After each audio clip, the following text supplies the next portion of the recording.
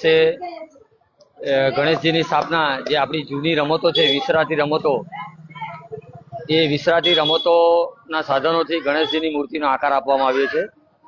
જેવું કે ભમરડો, ગિલ્લી દંડા, લખોટી, પાનાની કેટ, બિલ્લા, માચીસના ખોખા, આ બધા સાધનોથી ગણેશજીની મૂર્તિ બનાવવામાં આવી છે.